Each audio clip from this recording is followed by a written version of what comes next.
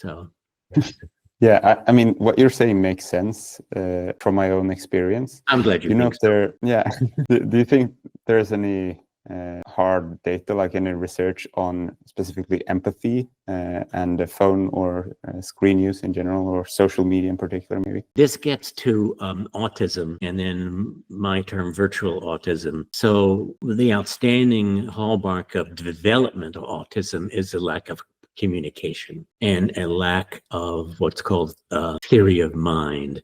The ability for me to look at you and say, "Oh, this person has a mind of its own." I can sort of intuit what he's thinking by the way he behaves or what he says and all that.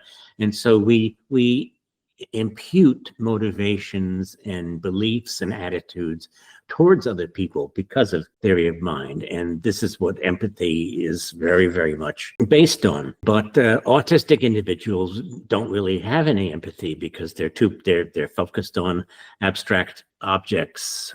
They have very little visual contact with another person. So they're always, they almost never make eye contact with you. And this gets worse as time goes on.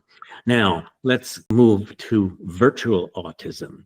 And this is the induction of autistic-like symptoms in otherwise normal individuals. And you see this particularly in, again, young people, but it can happen in adults as well, is that the greater the level of screen exposure and self-referential involvement with the screen, then you have a lack of eye contact.